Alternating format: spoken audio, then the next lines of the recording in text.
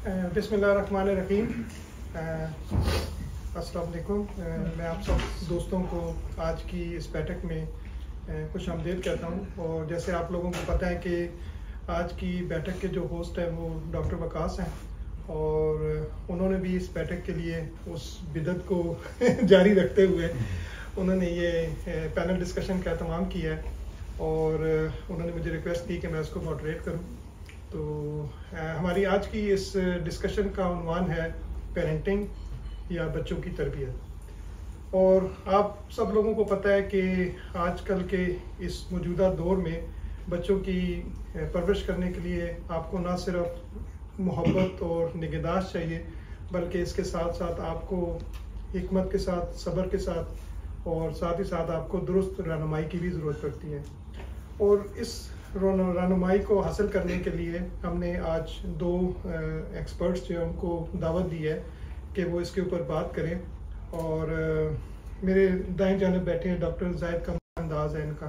और ख़ास तौर पे जब ये दीन के मौजू पे बात करते हैं तो अपनी बड़ी दिल की गहराई से बात करते हैं, और जिसका सुनने वालों पे बड़ा असर भी होता है। और डॉक्टर जाहिद जो है वो हमें बताएंगे कि हमें बच्चों की तरबियत करते हुए इस्लामी असूलों का किस तरह से ख्याल रखना चाहिए, या इस्लामी तरीके से हम बच्चों की तरबियत किस तरीके से कर सकते हैं। और इनके साथ तशरीफ़ रखते हैं डॉक्टर इकराम बन्नी, जो कि माशाल्लाह बहुत ही मल्टी डायमेंशनल पर्सनैलिटी हैं, हम सबको मालूम है। और ये मेडिकल ऑन्कोलॉजिस्ट हैं, और इस वक्त ओमान कैंसर रिसर्च सेंटर में एज ए सीनियर कंसल्टेंट काम कर रहे हैं। तो डॉक्टर इकराम जो है वो हमें बताएंगे कि जब हम बच्चों की परवरिश करते हैं तो हमें किस तरह से तरीके से नफ्सियाती असूलों का ख्याल रखना चाहिए। और मुझे उम्मीद है कि आज इस महफिल के अख्ताम में हमें ये समझने में बड़ी मदद मिलेगी कि हम बच्चों की परवरिश करते हुए किस तरह इस्लामी असूलों और नफ्सियाती असूलों का ख्याल रखें, ताकि हम अपने बच्चों की परवरिश अच्छे तरीके से कर सकें। तो इस पैनल डिस्कशन में भी सबसे पहले मैं दोनों पैनलिस्ट को पहले 10 से 15 मिनट दूंगा कि वो अपनी बात कर सकें इस मौजू के ऊपर, और उसके बाद फिर हम ऑडियंस में से भी क्वेश्चन लेंगे, और कुछ क्वेश्चन मेरे पास भी होंगे जो हम इनसे करेंगे। तो सबसे पहले मैं डॉक्टर इकराम बन्नी से कहूँगा कि वो जो है ना इस चीज़ की वजाहत करें, या इसको हमें बताएं कि किस तरीके से हम नफ्सियाती उसूलों को ख्याल रखते हुए अपनी बच्चों की परवरिश अच्छे तरीके से कर सकते हैं। जी डॉक्टर इकराम। बिस्मिल्लाहिर्रहमानिर्रहीम। सबसे पहले तो वकास को मुबारकबाद कि उन्होंने बड़ा ज़बरदस्त किस्म का टॉपिक चूज़ किया है बात करने के लिए, जो कि सबके लिए ज़रूरी है। यहाँ पे जितने लोग बैठे हुए मेरे ख्याल से सभी को जितनी भी बात होगी, और जो मैं तो जो करूँगा वो तो बहुत मामूली बात होगी, लेकिन आप लोगों के सवालात के जवाब में, सवालात में और डिस्कशन में जो कुछ बात आगे आएगी इंशाअल्लाह ताला वो सबसे ज़्यादा बात को मैं I look forward to that. और दूसरे मेरे ख्याल से वकास के बाद मैं निसार को कॉन्ग्रेचुलेट करना चाहता हूँ, जिन्होंने बकौल जाहिद के ये बिदत सैया शुरू की है, कि जिसके बाद ये एक बड़ा अच्छा प्रोग्राम है ये, कि जिसके अंदर हम मुख्तलिफ टॉपिकल मौजूआ, टॉपिकल एरियाज़ हैं उनके ऊपर हम बात करते हैं। तो आज चाइल्डहुड पेरेंटिंग के बारे में आज बातचीत होगी इंशाअल्लाह ताला। तो इसमें एक डिस्क्लेमर है, और वो ये कि मैं कोई साइकोलॉजिस्ट या साइकेट्रिस्ट तो नहीं हूँ, लेकिन चूँकि साइकोलॉजी और साइकेट्री मेडिसिन ही एक ऑफशूट है, तो उस सिलसिले में भी थोड़ी सी बात करूँगा। लेकिन उसके अलावा मैं उसके जो फिज़िकल आस्पेक्ट्स हैं, जो बायोलॉजिकल आस्पेक्ट्स हैं, उन पे भी कुछ ना कुछ ज़रूर बात करूँगा इंशाअल्लाह ताला। तो सबसे पहले ये कर लेते हैं कि देख लेते हैं कि जब हम कहते हैं पेरेंटिंग, चाइल्ड पेरेंटिंग, तो what's the definition of child. तो आप में से कोई बताना चाहेगा मुझे कि बच्चे से आप क्या मुराद लेते हैं?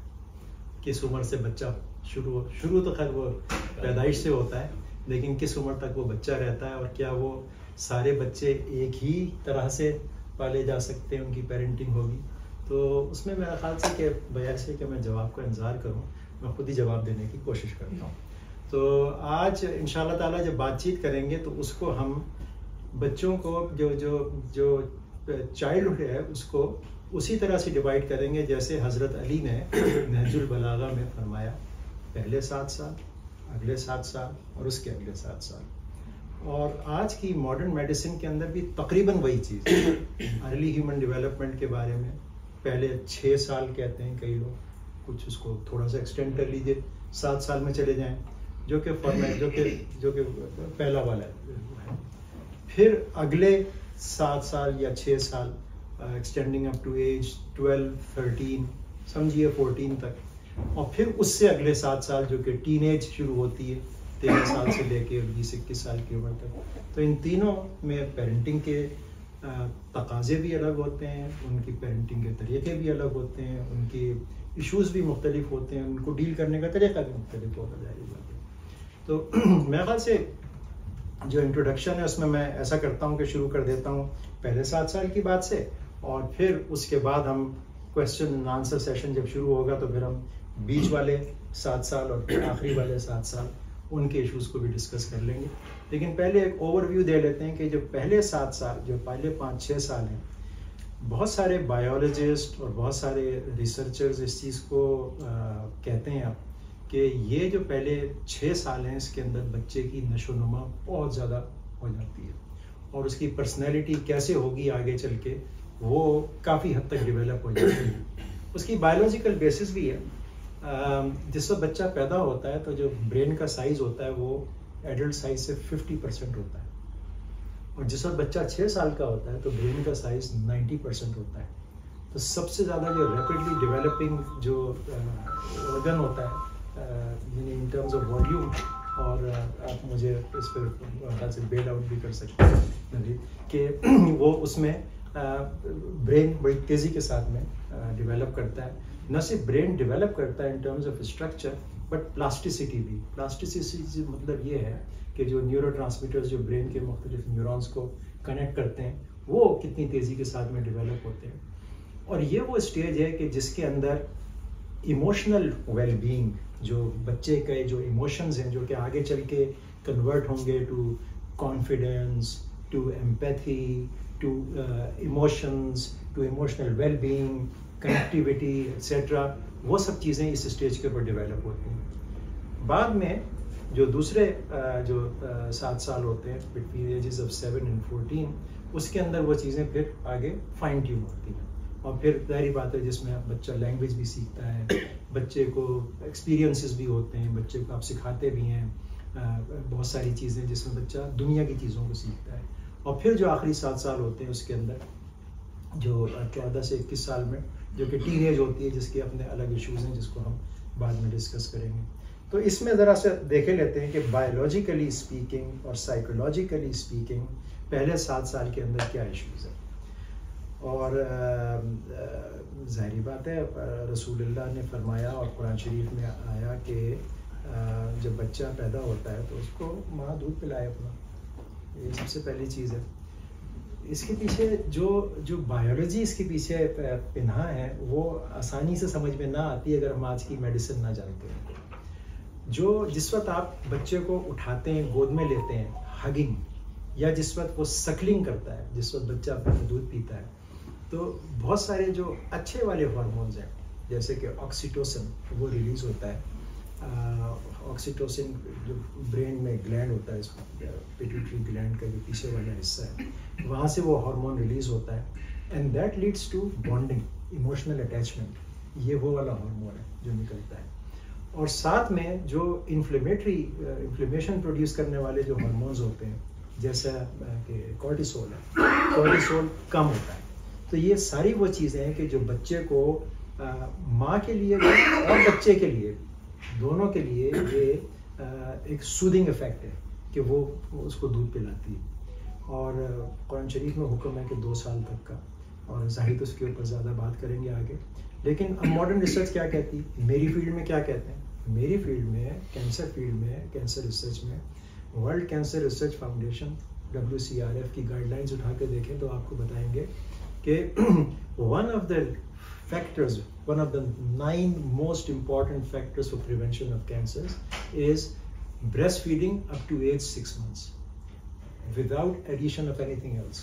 सिर्फ प्योर ब्रेस्ट फीडिंग 6 महीने की एज तक। तो उसकी क्या वजूहात हैं उसको थोड़ा सा और देखे लेते हैं। ब्रेस्ट फीड के मिल्क में और जो दूसरे दूध जो होते हैं जैसे कि काउ मिल्क या व्हाटएवर बूट मिल्क एक्सेट्रा, इसमें क्या फ़र्क है? प्रोटीन्स ब्रेस्ट मिल्क में कम होती हैं। बच्चे को उस वक्त प्रोटीन्स की और मस्कुलर बनने की ज़रूरत नहीं है एज़ कम्पेयर टू काउ, जिसमें बच्चे को फौरी तौर पर मसल डेवलप करने की ज़रूरत होती है। 3 गुना प्रोटीन ज़्यादा होती हैं। अगर बच्चा गाय का दूध पिएगा बहुत छोटी एज में, 2 महीने की एज में, उसके किडनी डैमेज होने शुरू हो जाएंगे because of high protein content. Carbohydrate content उसके अंदर ब्रेस्ट मिल्क में ज़्यादा होता है, क्योंकि बच्चे को नशोनुमा की जिस चीज़ की ज़रूरत है वो ब्रेन की नशोनुमा की ज़रूरत है, जिसको ग्लूकोज चाहिए, जिसको एनर्जी चाहिए, वो उसमें ज़्यादा होता है और काउ मिल्क में कम होता है। जो फैट्स हैं, फैट का कंटेंट जो ब्रेस्ट मिल्क के अंदर वो होता है पॉलीअनसैचुरेटेड फैट्स, और काउ मिल्क के अंदर सैचुरेटेड फैट जैसे घी और मक्खन शक्कन बनाते हैं, ये सब कुछ होता है। विटामिन एंड मिनरल्स जो गैर ज़रूरी किस्म के, कैल्शियम मैग्नीशियम, वो ब्रेस्ट मिल्क में कम होते हैं, सो ऑन एंड सो फोर्थ। जो इम्यून सेल्स है जिसकी वजह से बाद में इम्यूनिटी डेवलप होती है, जिसकी वजह से कैंसर की प्रोटेक्शन में भी शायद उसका रोल होता होगा, T lymphocyte etcetera, so on and so fourth, तो वो चीज़ें ब्रेस्ट मिल्क में ज़्यादा होती हैं, काउ मिल्क में कम होती हैं। द ओनली थिंग जो ब्रेस्ट मिल्क में कम होती है वो विटामिन डी है, जिसको बाद में फोर्टिफाई किया जाता है। उसके अलावा हर चीज़ बड़ी बैलेंस डाइट होती है पहले 6 महीने के लिए। तो न सिर्फ ये कि वो बैलेंस डाइट मुहैया कर दी गई है अल्लाह ताला ने हमको इस हुक्म के ज़रिए से, बल्कि आज की साइंस आपको ये बताती है कि उसके फ़वाइद क्या है। न सिर्फ ये कि उसके जो protein, carbohydrate, fats, vitamins, minerals, immune system के सेल्स वो सारे बेहतर हैं, बल्कि वो हार्मोन्स भी निकलते हैं जो ऑक्सीटोसिन और कॉर्टिसोल सप्रेस होता है, जिसकी वजह से इन्फ्लेमेशन कम होती है। तो सुभान अल्लाह, यानी कि इसमें बड़ी, यानी बायोलॉजिकली इसको अगर देखें तो वो बड़ी चीज़ है। जो छोटे बच्चे होते हैं जो 6 साल की उम्र तक के, उनके साथ में आपने करना क्या है? उनके साथ में ज़ाहिरी बात है लव, अफेक्शन, हगिंग, उनको गोद में लेना, जो कि हम सब करते हैं। इन सारी चीज़ों के साथ में यही कुछ होता है, ये जो हार्मोन निकलते हैं, ये सब कुछ होता है एक्सेट्रा। इन चीज़ों की वजह से जो उसके साइकोलॉजिकली जो चीज़ का फ़र्क पड़ता है वो है उसकी इमोशनल वेलबींग, उसके अंदर एम्पैथी डेवलप करना, उसके अंदर कॉन्फिडेंस डेवलप करना, अटैचमेंट जो होती है माँ बाप के साथ में, तो ये चीज़ें होती हैं। मेरे ख्याल से I will stop over here and let's see कि अगर कोई आगे का क्वेश्चन होगा तो फिर उसको देखेंगे इंशाल्लाह। मेरा ख्याल था कि अभी इकराम भाई कुछ मज़ीद जारी रखते, इसलिए कि ये जो तिब्बी तरफ है इस बात की, वो बहुत सारे दूसरे लोगों को नहीं पता होती है, लेकिन बहरहाल इसका मतलब ये है कि बाद में ही विल डोमिनेट, राइट, तो वो रहेगा। और मैं चूँकि हमेशा से बुढ़ापे का शिकार रहता हूँ, तो इन एवर यंग लोगों की तरह ज़ुबानी नहीं करूँगा, वो यानी गुफ्तगू मुश्किल हो जाती है। तो मेरी तरफ से ये है कि ये मौजू चूँकि उन मौजूआत में से ना जो बहुत बड़े हैं, तो यानी मैं इस मौजू को समझे कि हमने तब्दील कर लिया। पेरेंटिंग कहने के बजाय हम ये कहेंगे कि वालिदैन की जिम्मेदारी क्या है और औलाद के हुकूक क्या है। आप इसको इन दोनों तरफ से देख लीजिए, तो इस पे हम गुफ्तगू करते हैं। और फिर वही है कि कुरान हकीम में और अहादीस मुक़द्दसा में बहुत इस पे है, क्योंकि पूरी दुनिया का सबसे बड़ा काम यही है कि नस्ल कैसे तैयार होती है ना। तो उसमें से चंद बातों का जिक्र हम कर लेंगे। कोशिश मैंने की है मुख्तलिफ उलमा के यहाँ से पढ़ के कि ये तरतीब में भी रहें कि ज़्यादा अहम क्या है, लेकिन वो तरतीब बहरहाल ये कोई बिल्कुल अटल नहीं है। तो हम जो है वो एक कुरान हकीम की आयत से सूरह अनफाल की, औज़ु बिल्लाहि मिनश शैतानिर रजीम, वअलमू इन्नमा अम्वालुकुम व औलादुकुम फितना व इन्नल्लाह इंदहु अजरुन अज़ीम। अब इसको बिल्कुल शुरू में हर वालिदैन को समझ लेना चाहिए। अरबी में फितना का मतलब वो जो उर्दू वाला फितना है वो हमेशा नहीं होता है, वो भी हो सकता है, लेकिन आजमाइश को कहते हैं। तो ये अल्लाह ताला देखें, अगर अम्वालुकुम व औलादुकुम फितना से सिर्फ शुरू करते अल्लाह ताला, तब भी बात पूरी थी। लेकिन पहले कहा रहा वअलमू, जान लो, समझ लो, फिर कहा गया इन्नमा, यकीनन जान लो, समझ लो। तो ये जो शदीद तरीके से स्ट्रेस करने वाली बात है ना, इसको समझ लेना चाहिए कि वालिदैन के लिए एक ये ट्रस्ट है, ये एक अमानत है और ये एक आजमाइश है। और आजमाइश का जब अल्लाह ताला ने इतने शदीद तरीके से हुक्म दिया तो इसका ये मतलब सिर्फ नहीं है कि आपको ऐसा करना है, बल्कि आपकी जो सबसे ज्यादा बड़ी पुरसिश होगी उनमें से ये होगा। इसलिए कि हमने वअलमू इन्नमा, तो उसमें जाहिर है औलाद के साथ अम्वाल का भी है, वो हम अभी गुफ्तगू नहीं कर रहे। तो ये हमें समझ लेना चाहिए कि यानी ये बहुत अहम बुनियादी बात है। और हम जाहिर है सारे लोग जो यहाँ पे हैं, मैं बार बार ये वाला जिक्र हमेशा करता हूँ कि पूरी दुनिया में जहाँ जहाँ पर लोग बैठकर कुरान और हदीस पढ़ते होंगे, उसमें ये बड़ा गैर मामूली हल्का है कि हर आदमी या तो PhD है या मेडिकल स्पेशलिस्ट है कोई, ऐसे कहीं जगह पर बैठकर उन्होंने नहीं पढ़ा जाता है कुरान की। तो ऐसे हल्के को तो ये और बहुत समझने की जरूरत है कि हम इतना कुछ करते हैं और हम सैकड़ों रिसर्च पेपर्स और दूसरी चीजें करते हैं, तो ये जो शदीद जिम्मेदारी अल्लाह ने दे दी है उसके बारे में हम क्या करेंगे। उसके बाद यह है कि जाहिर है बहुत सारी बातें हैं, लेकिन मैं फिर बुनियाद पे आऊंगा। कोई गैर मुस्लिम अगर होता है और उसको दायरा इस्लाम में लाया जाता है, तो ये बहुत दफा जिक्र होता है कि भाई कौन सी एक चीज उससे पढ़वाई जाती है जिसपे उससे ये कहा जाता है कि ये तुम जुबान से, दिमाग से और दिल से कह रहे हो ला इलाहा इल्लल्लाह मुहम्मद रसूलुल्लाह, इसके बगैर तुम दायरे में हमारे दाखिल ही नहीं हो सकते। तो अगर हम चाहते हैं कि हमारे बच्चे की बहुत आला तरबियत हो, तो सबसे पहला काम ये होना चाहिए, हम पता नहीं ये सोचते हैं कि नहीं, कि तौहीद और शिर्क के बारे में उसकी तरबियत कैसी है मेरे घर में। हम पता नहीं क्या क्या कुछ तरबियत कर रहे हैं, लेकिन ये सबसे पहला है जिस पर यह होगा कि तुम मुसलमान हो गए नहीं हो, इसकी तरबियत पे हम तवज्जो देते हैं कि नहीं देते हैं। तो इसमें जाहिर है हम सबों का यह है कि भाई हम सब यानी डिस्क्लेमर जैसे वो था ना, हम में से भी कोई भी दीन का आलिम नहीं है, ये तो हम पढ़ते हैं मगर जैसे दूसरी चीजें पढ़ते हैं। तो ये हमको समझने की जरूरत है कि जो सबसे पहली तरबियत अगर हमें करनी है जब वो थोड़ा सा भी अक्ल वाले हो जाए। अच्छा, बच्चों की तरबियत में आपको ये पता होगा, वो इकराम भी उसमें, कि शुरू में हर चीज सिर्फ मेमोरी के जरिए कराई जाती है, ताक़ुल सोचना बाद में आता है। लेकिन बिल्कुल छोटी सी उम्र से आप उसको कलमा याद करा देते हैं और ये याद करा देते हैं और ये उसकी बुनियाद में चला जाता है, बाद में फिर इस पर गौर फिक्र करेगा वो इंशाअल्लाह ताला। तो ये जो तौहीद के कलिमात हैं ये उसको शुरू में याद करा दिए जाएं, और जब वो थोड़ा सा आपसे गुफ्तगू करने के लायक हो तो फिर उस पर गुफ्तगू करें या उसके ले जाएं और वगैरह वगैरह। तो ये बहुत अहम है। फिर जाहिर है कि नबी अकरम सल्लल्लाहु अलैहि वसल्लम की जो हिदायत हैं और जो सहाबा कराम की हैं और जो कुरान हकीम की है कि ये जो तौहीद है ये उसका ईमान है, ये बहुत जरूरी है। लेकिन अमली तौर पे जो उसकी तरबियत होनी है उसमें सबसे पहले नमाज आनी है। ये उसको अभी नहीं पता कि इसके क्या फवायद है, लेकिन वो आपके साथ मस्जिद जाया करे, उसको वुजू करना हो, तो उसके लिए जाहिर है कि बहुत सारा है। ये अबू दाऊद और अहमद की सही हदीस है। अरबी में मैं जाहिर अभी नहीं पढ़ूंगा, लेकिन यह है कि नबी अकरम सल्लल्लाहु अलैहि वसल्लम ने फरमाया कि अपनी औलाद को नमाज का हुक्म दो जब वो 7 साल के हों, और 10 साल के हों तो अदा न करें तो उनको तंबीह करो और इनका बिस्तर अलग करो। तो वो जो था वो बड़ी मशहूर हदीस भी है, 7 साल की। फिर हजरत अली रज़ी अल्लाह अन्हु का कौल भी है। लेकिन ये देखें कि ये हम सबों को पता है, अब ये हम पर है कि हम इस पर अमल कराते हैं कि नहीं कराते हैं। कि भाई 7 साल से पहले से भी शुरू कर देंगे तो वो तरगीब बहुत अच्छी है, लेकिन 7 साल के बाद तो अब यह है कि नहीं, अब ये तुम मुस्तकिल करोगे। और तंबीह का लफ्ज़ जो है ना, ये हर एक पे छोड़ दिया गया। हमारे जो असातिज़ा हुआ करते थे पुराने जमाने के, वो जो छड़ी लेके आते थे क्लास में, उसको तंबीहुल गाफिलीन कहते थे। तो आप तंबीह कैसे करेंगे वो आप पर है। लेकिन जब वो 10 साल का हो जाए तो अब तंबीह जरूरी है कि नहीं बेटा, 7 से 10 साल तक हम आपकी तरगीब कर रहे थे, अब यह है कि आप अगर नहीं करेंगे तो हम नाराज होने का हक रखते हैं।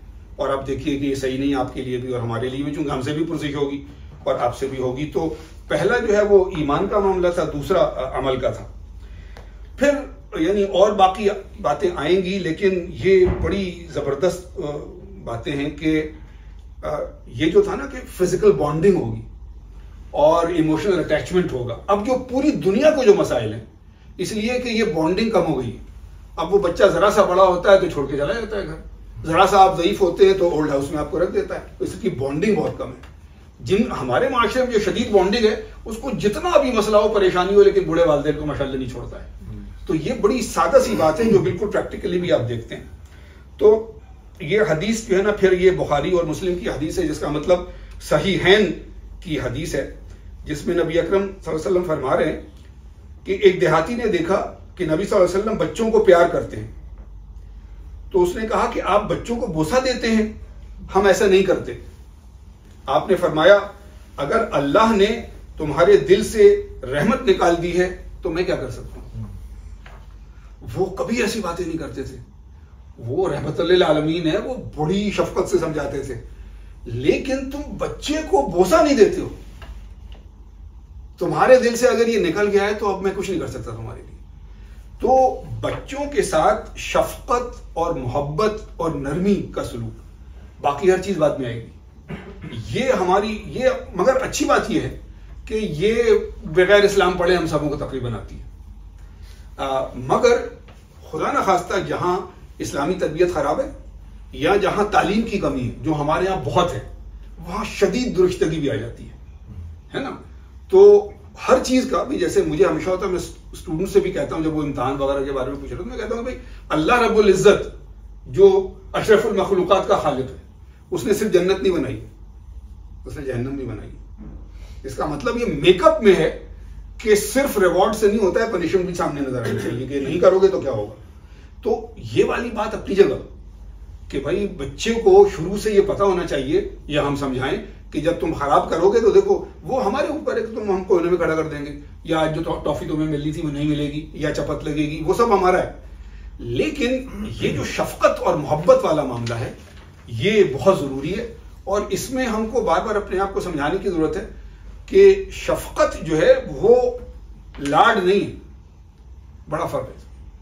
शफकत का मतलब ये है कि उसके लिए जो दुरुस्त और अच्छा है वो मुझे उसके लिए हर सूरत में करना है, क्योंकि मुझे पता है कि उसके लिए क्या अच्छा है, उसको कैसे समझ में आएगा। लेकिन इसको मैं बहुत बहुत मोहब्बत और नरमी से कराऊंगा ताकि वो समझ ले। लाड ये है कि वो अड़ गया तो हमने मान लिया, चाहे उसके लिए कितनी बुरा है, वो शफकत नहीं, ये तो आप उसकी दुश्मनी कर रहे हैं। तो ये फर्क समझना बहुत जरूरी है कि अच्छी शफकत और मोहब्बत में और बिगाड़ वाले लाड प्यार में बड़ा फर्क होता है, और वो बहुत जरूरी है। मुझे एक आध मिनट पहले हमेशा बस बता दीजिएगा ना, क्योंकि ये तो बहुत सारी बातें हैं। फिर ये जो है ना, ये मुझे बड़ा गैर मामूली लगता है ये हुक्म जो है इस्लाम का कि बच्चों के दरमियान अपने घर में अदल कायम होना चाहिए। ये बहुत मसला होता है, क्योंकि फितरी तौर पर एक बच्चा बहुत ज़हीन है, फितरी तौर पर एक बच्चा ज्यादा प्यारा है, फितरी तौर पर किसी की शक्ल अल्लाह ने मुख्तलिफ बनाई है, और हम इंसान होने के नाते उसमें बह जाते हैं। और फिर हमारे सुलूक से अगर ये होने लगे कि नहीं सारे बच्चों को बराबर हुकूक नहीं मिल रहे, तो बड़ी शदीद इसकी पुरसिश है। लेकिन इसको कैसे करेंगे, इस पर बड़ी मेहनत करने की जरूरत है, इसको बहुत पढ़ने की जरूरत है, उसको बहुत समझने की जरूरत है। एक तरफ तरगीब है, बच्चे इम्तहान दे रहे हैं कि बेटा अगर फर्स्ट आओगे तो तुम्हें खुसूसी इनाम मिलेगा। अब ये अदल में खराबी नहीं है, दूसरे बच्चों को समझ में आएगा कि इसकी वजह से ज्यादा मिलेगा, लेकिन वो पास भी सिर्फ हो गया है तो उसके लिए भी कुछ होना बहुत जरूरी है, उसको ये ना लगे कि मुझे बिल्कुल ही महरूम कर दिया गया है। तो ये जो अदल है और ये जो इंसाफ है, इसको कायम करने में बहुत मुश्किल होती है, ये कोई आसान काम नहीं होता। ये आप अगर कहीं ऑफिस में 2-4 आदमियों के साथ भी सुलूक करते हैं तो वहां भी बहुत होता है। तो इसमें हदीस जो है ना, वो नबी सल्लल्लाहु अलैहि वसल्लम ने फरमाया कि अच्छा, मैं जितनी भी इस वक्त हदीस पढ़ रहा हूं, मैंने बहुत मेहनत की इस बारे में कि ये सारी सिर्फ मुस्तनद हदीस है, हदीसें बहुत सी इस मौजू पे, लेकिन सिर्फ निसाई, मुस्लिम, अबू दाऊद, बुखारी, इनकी हदीसें। अल्लाह से डरो और अपनी औलाद के दरमियान इंसाफ करो। अब ये जो हुक्म है ना, और ये फिर से सोचने की रहमतुल्लाह अलमीन कह रहे हैं, जो कि हर वक्त मोहब्बत में आपसे, लेकिन अल्लाह से डरो, इत्तकुल्लाह, और अपनी औलाद में इंसाफ करो। तो तुम अगर अपनी औलाद में इंसाफ नहीं कर रहे हो तो तुम्हारा तकवा नहीं है सही। हम लोग ना बहुत सारी बातों को तकवा समझते हैं, मगर ये पेरेंट के तौर पे तकवे में ये बहुत जरूरी है कि इत्तकुल्लाह का मतलब ये अपनी औलाद में, ठीक है। और फिर जाहिर है कि यानी अब पूरी जिंदगी को ले लीजिए, यानी 7 साल और 7 साल और 7 साल नहीं, जब तक कि वो आकिल बालिग ना हो जाए, और बाज़ औक़ात बहुत बड़े होकर भी, इसलिए कि वो हो सकते हैं 20s में अपने हों, लेकिन जदीद माशरे में या दूसरी चीज़ों में वो कुछ गलत तरफ जा रहे हों, तो उस वक्त भी फिर उनकी तरबियत और प्यार की ज़रूरत है। तो ये वाली जो हदीस है फिर ये सही मुस्लिम की, कि एक बाप अपनी औलाद को अच्छी तरबियत से बेहतर कोई चीज नहीं दे सकता, है ना। ये हम सब समझते हैं, लेकिन भाई कि मुझे बार बार होता है, मैं आप लोग कहेंगे कि जाहिद भाई तो हर दफा, लेकिन मुझे शदीद इस बात में होता है कि हम इस बात को मानते या इस पे हमारा ईमान है। तो बड़ी मुख्तलिफ दो बातें। मानते तो हम हैं, मुस्तनद हदीस है, गलत कैसे हो सकती है। ईमान उस वक्त होगा जब हमारे अमल में आए, ठीक है। ये ईमान की तारीफ है। ईमान की तारीफ ये है कि अगर तुम्हारा ईमान है उस पर तो तुम्हारे अमल में आएगा, वरना तुम मानते तो जरूर हो कि ये सही है, लेकिन अभी तक तुम्हारे ईमान में नहीं आया वाकई। इसीलिए वो जो कुरान हकीम में ने कहा, ए ईमान वालो ईमान ले आओ, यानी कैसी खूबसूरत आयत है ना, ए ईमान वालो ईमान ले आओ, इसलिए कि तुम मानते हो लेकिन अभी दाखिल नहीं हो। तो ये वाली जो है कि अच्छी तरबियत, अब इसमें जाहिर है बहुत सारे मामला आ जाएंगे, वो जो जितनी बातें पीछे और आगे होंगी वो सारी उसमें आ जाएंगी कि भाई मसलन क्या उसकी जिंदगी में, बच्चे की जिंदगी में बहुत ही यानी अहमियत वाली जो चीजें उसमें उसका अखलाक है कि नहीं। वो समझता है अपने लिए कि मुझे अखलाक वाला होना सबसे जरूरी है, ये वो समझता है कि नहीं समझता है। नबी अकरम सल्लल्लाहु अलैहि वसल्लम ने फरमाया कि क़यामत के दिन जब तुम उठाओ जाओगे तो जितने अमाल हैं तुम्हारे, उसमें आप सोच लें नमाज, रोजा, हज, ज़कात सारा शामिल है, लेकिन सबसे ज्यादा वजन तुम्हारे अखलाक का होगा। पलड़ा भारी हो जाएगा या हल्का हो जाएगा। तो बच्चा इसको समझता है कि नहीं, लेकिन जाहिर है कि वो आगे भी आएगा, लेकिन इसको समझाने से नहीं होगा, वो तो वालिदैन को देखेगा। तो वालिदैन उसको हर वक्त कहते रहे कि ये सबसे भारी वजन की चीज है, लेकिन वो मुस्तकिल उनमें बदअखलाकी देखता हूं, तो बस हो गया। तो ये जो है कि औलाद की तरबियत से ज्यादा अहम कोई काम नहीं है तुम्हारा, इस पे बहुत गौर व फिक्र करने की जरूरत है। उसी तरह कि हम लोग आजकल मुस्तकिल देखते हैं, हम लोग बहुत ये वाली बातें करते हैं कि चूंकि जदीद टीवी और जदीद सोशल मीडिया पे बच्चा पल पड़ रहा है, तो जितने उसके हीरो हैं वो सारे अनाप शनाप नाउज़ुबिल्लाह पता नहीं क्या क्या चीजें हैं। लेकिन हमारे घर की तरबियत में क्या नबी अकरम सल्लल्लाहु अलैहि वसल्लम और खुलफाए राशिदीन उसके हीरो हैं कि नहीं? तो कायनात के सबसे बड़े हीरो है ना, लेकिन उसका हर दूसरी चीज उसका हीरो है। उसकी टी शर्ट भी बचपन से पहने होता है, लेकिन क्या मोहम्मद रसूलुल्लाह की कभी हम टी शर्ट पहना देंगे उसको? हम तो दहशत में आ जाएंगे कि क्या हो जाएगा इसके साथ। तो तरबियत में बहुत सारी चीजें कि अखलाक को वो समझता है कि नहीं, और इस्लाम को वो समझता है कि नहीं कुछ भी हो जाए मुझे हर चीज की आजादी है इस इस्लाम के दायरे के अंदर अंदर रहते हुए। तो ये हम उसको जाहिर बचपन से होगा और बात तक होगा। मुझे लगता है कि किसी इस एक बात पे, ये तकरीबन 20 नुक्ते थे जो हमने कुरान और हदीस से जमा किए, लेकिन जाहिर है ये 5-6 पे अभी हम रोक लेंगे। लेकिन ये वाला जो है ये हदीस आप सुन लीजिए, ये अबू दाऊद की सही हदीस है कि नबी अकरम सल्लल्लाहु अलैहि वसल्लम ने फरमाया, अपने आप पर, अपनी औलाद पर या अपने माल पर बद्दुआ ना करो। पता नहीं कभी हमने सुना है कि नहीं इस हदीस को, सही हदीस है। अपने आप पर, अपनी औलाद पर, अपने माल पर बद्दुआ ना करो, कहीं ऐसा ना हो कि यह दुआ की कबूलियत का वक्त हो। तो यानी बुरा भला कहना, और हम लोग यानी उनको अच्छे से समझाएं कि वो दुरुस्त हो जाए, ये तो पता नहीं होता है कि नहीं होता है, लेकिन गुस्सा आ जाता है।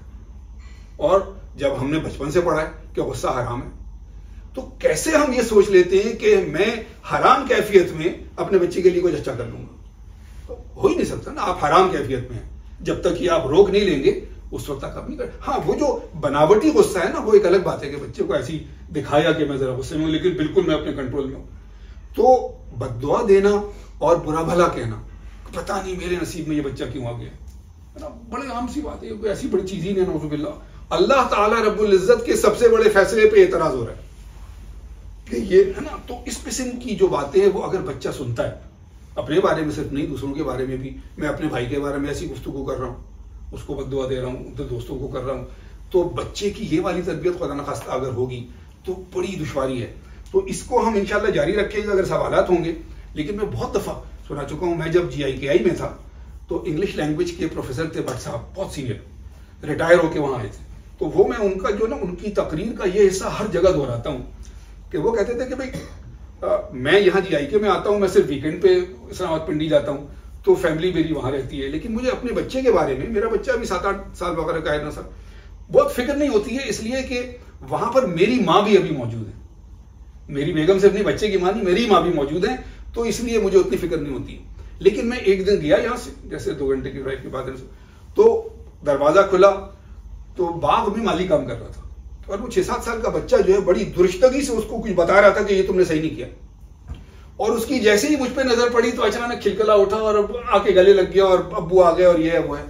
तो मैं खुश तो बहुत हुआ, लेकिन मैंने डरते डरते कि मैं अपनी अम्मी से कैसे कुछ कह सकता हूँ, लेकिन डरते डरते मैंने कहा कि अम्मी मैं तो हमेशा मुतमईन होके जाता हूँ कि मेरा बच्चा आपके पास है, लेकिन नाउजुबित अगर यहां रह के ये बच्चा इस उम्र से इंसान में तफरीक करना सीख गया है तो फिर तो ये इंसान नहीं बन सकता।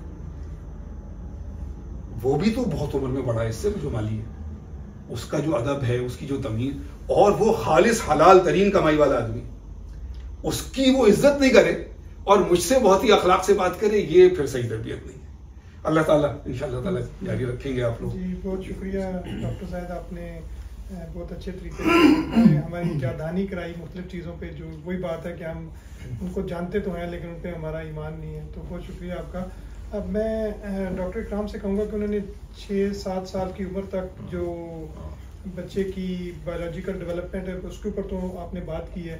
मैं आपसे ये भी पूछना चाहूँगा कि उसके बाद का जो दौर है उसके अंदर हमें किन चीज़ों का ख्याल रखना चाहिए। बहुत शुक्रिया, और मुझे बड़ी खुशी है कि जहाँ पे जाहिद ने छोड़ा मैं वहीं से शुरू करूँगा। जी जी। और वो यही है जो बात तरबियत की है। तो हम लोग हमेशा बात करते हैं तालीम और तरबियत। तालीम का ताल्लुक तो इस चीज़ से है ना कि आपका बच्चा कौन से स्कूल में गया और वो फर्स्ट आता है या सेकंड आता है, कितने नंबर लेके आता है।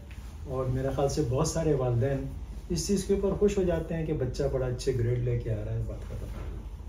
बात वहाँ ख़त्म नहीं होती, बात होती है वहाँ से शुरू, क्योंकि ये अब उसको लेके आना है आपको तरबियत के ऊपर। और जो जाहिद ने कहा और जो कि मैंने आपको अभी थोड़ी देर पहले कहा कि 6 साल की उम्र या 7 साल की उम्र तक तो आप बच्चे के साथ में सिर्फ एक चीज़ करते हैं, शफ़क़त करते हैं। कभी आप बच्चे को ये नहीं कहते कि ये नहीं करना वो नहीं करना, ये उसको आप नर्चर करते हैं।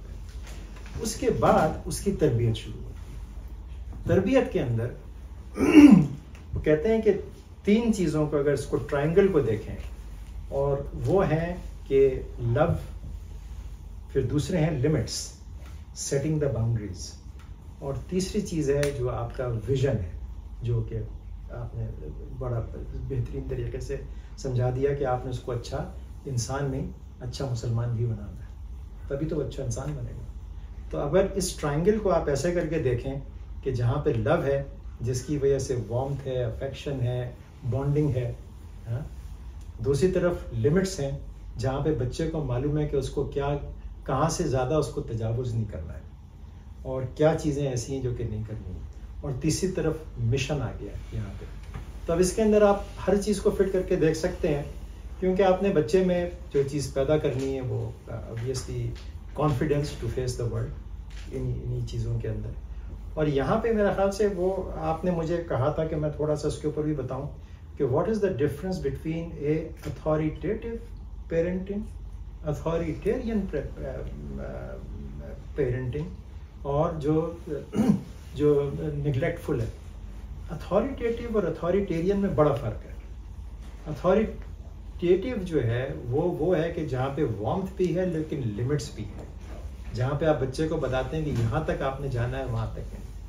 और अथॉरिटेरियन माँ जहाँ पे लव कम हो जाता है और लिमिट्स ज़्यादा आ जाती हैं, जहाँ पे आप बच्चे को कहते हैं shut up and sit down, don't ask this question, मैं ऐसा करता था, मैंने तुम्हें बता दिया, जो तुम्हें बताया वैसे ही करो।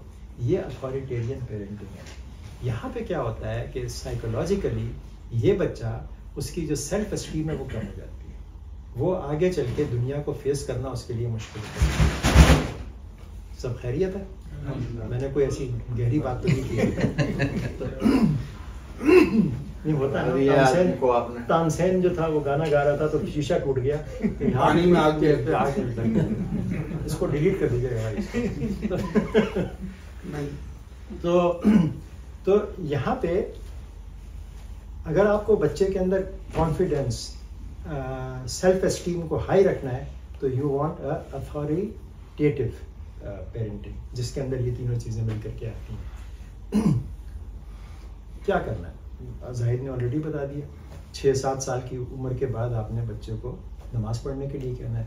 ये वो फॉर्मेटिव ईयर्स हैं जिसमें बच्चा अब सीखेगा, जिसमें आपने बच्चे को सिखाना है।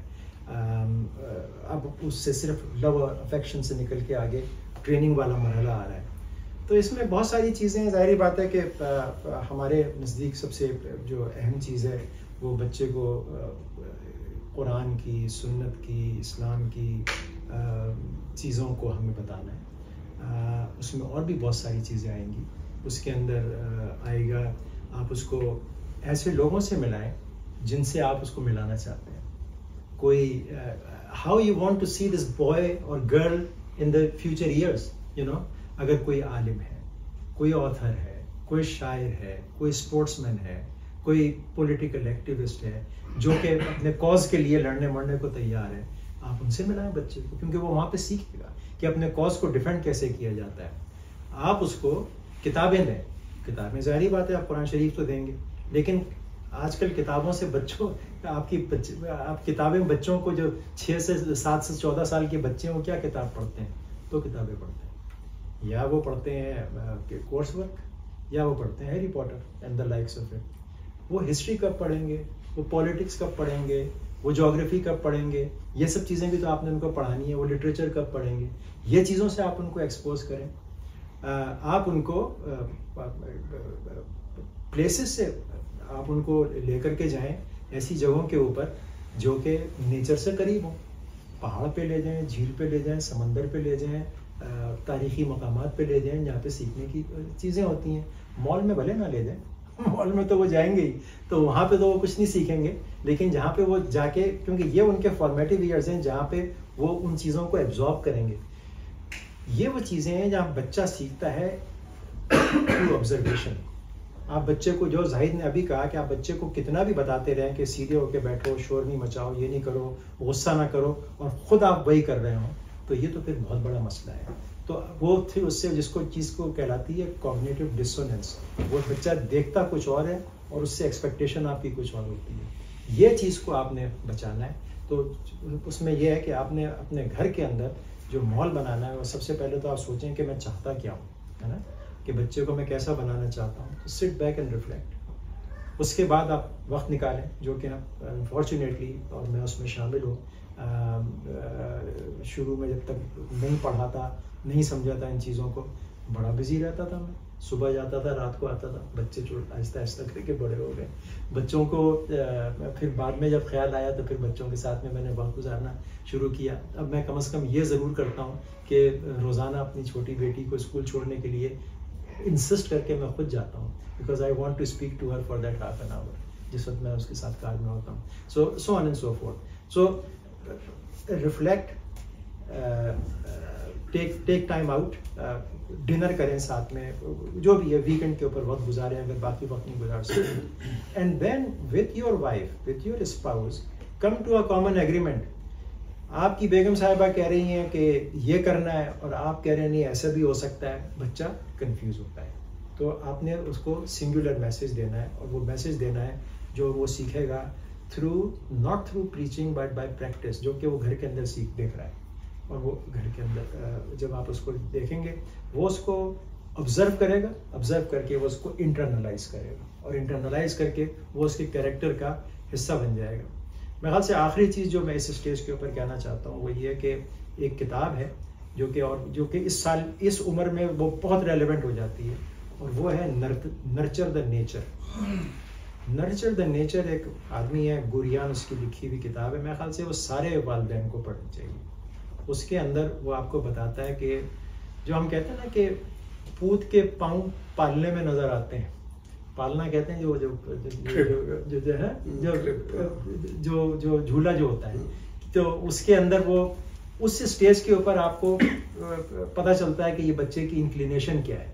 तो आप उसको, one size does not fit all. हो देखो, कोई बच्चा होगा वो सीखेगा थ्रू काइनेस्थेटिक लर्निंग होगी उसकी, वो कुछ करके सीखेगा, वो रोजाना कील ठोक रहा होगा, लकड़ी तोड़ रहा होगा। दूसरा बच्चा है वो पढ़ के सीखता है, तीसरा बच्चा है वो सुन के सीखता है। तो ये तीनों मुख्तलिफ किस्म की उनकी लर्निंग हो गई ना। तो अब आपने इनको देखना है कि कौन सा बच्चा है, उसकी इंक्लिनेशन क्या है, आपने उसको नर्चर करना है, वो उसकी नेचर है। और अब तो ये भी पता चल गया कि बहुत सारी जीन्स ऐसी हैं जिसके साथ में बच्चे अगर पैदा होते हैं म्यूटेशंस के साथ में, तो उनकी पर्सनैलिटीज़ मुख्तलिफ होती हैं। मिसाल के तौर पे कुछ जीन्स ऐसी हैं, उनका नाम लेना यहाँ पे सबका ज़रूरी नहीं है, लेकिन वो बच्चे जो कि पैदा होते हैं उसमें से 30-40% बच्चों में एग्रेशन ज़्यादा होता है। कुछ ऐसी जीन्स हैं जो कि म्यूटेशंस होती हैं, अगर वो उनके साथ में पैदा होते हैं उसमें से 50 से 60% बच्चों का IQ हाई होता है।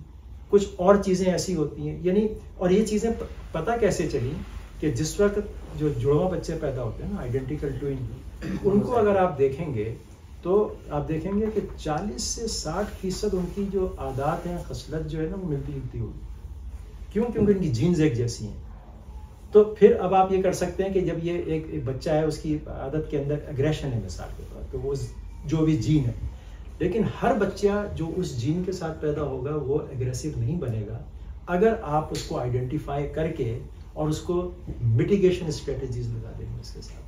जब आपको पता चल गया कि ये बच्चा ऐसा है, तो now you learn do things to actually curb the incidence of aggression and so on and so forth. So ये नर्चर द नेचर मेरे ख्याल से बड़ी अच्छी किताब है, वो हम सबको पढ़नी चाहिए। फ्रीली अवेलेबल है मेरा ख्याल है कि नेट के ऊपर भी है, मेरे पास घर पे रखी हुई थी, आजकल मैंने अपने बच्चों को दी हुई है पढ़ने के लिए। तो लेकिन उसको देखें कि हर बच्चा अलग होता है और उसकी तरबियत को थोड़ा थोड़ा सा मुख्तलिफ करके, ये थ्योरी कहलाती है एपिजेनेटिक्स। वो ये सीड एंड सॉइल हाइपोथेसिस कि जिस वक्त ये अगर आप बीज इस पे डालेंगे ना, यहाँ पे कभी भी ग्रो नहीं करेगा, क्योंकि ये सीड ये जो सॉइल है कंड्यूसिव नहीं है। लेकिन अगर आप उसको ऐसी जगह डालेंगे जहाँ पे वो होगा तो वो फिर काम शुरू कर देगा। तो हर जेनेटिक म्यूटेशन ज़रूरी नहीं है कि वो एक ही तरफ जाए, जो एनवायरनमेंट का जो इन्फ्लुएंस होता है वो उसको मॉड्यूलेट करता है। तो एपिजेनेटिक्स होती है इसके अंदर। So sorry for bringing in medicine, लेकिन यही तो आपने मुझसे कहा था कि इसके अंदर क्या आपको बताऊं कि इसके अंदर जो बच्चे की तरबियत है उसको इंडिविजुअलाइज करने की कोशिश करें। सारी चीज़ें एक जैसी नहीं होती हैं। फिर कुछ चीज़ें ऐसी हैं, मेरे ख्याल से आखिरी 1 या 2 कमेंट्स, कुछ चीज़ें ऐसी हैं कि आप नो कहना तो ज़रूर सीखें कि बच्चों की हर चीज़ को, जो वो मैंने ट्रायंगल में आपको बताया था ना, आपने हर चीज़ को हाँ हाँ हाँ हाँ करके उसको उधर नहीं लेके जाना जहाँ पे उसको आपने बिगाड़ देना है। लेकिन नो कहने के भी तरीके होते हैं। मिसाल के तौर पे अगर आपने कहना है कि आज हम टेलीविज़न नहीं देखेंगे, तो आप उसके बदले में, या तुम टेलीविज़न मत देखो, उसके बदले में हम ये कह सकते हैं कि हम सब टेलीविज़न देखेंगे 6 से लेकर 7 बजे तक, उसके बाद सब बैठ के पढ़ेंगे। तो वो क्या देख रहा है कि आप भी पढ़ रहे हैं, वो भी पढ़ रहा है। साइकोलॉजिकली इससे बड़ा फर्क पड़ता है कि आप उसको कह रहे हैं don't do it as compare to let's do it together but we will restrict ourselves to 1 hour. So ये कुछ ऐसी एग्जांपल्स हैं।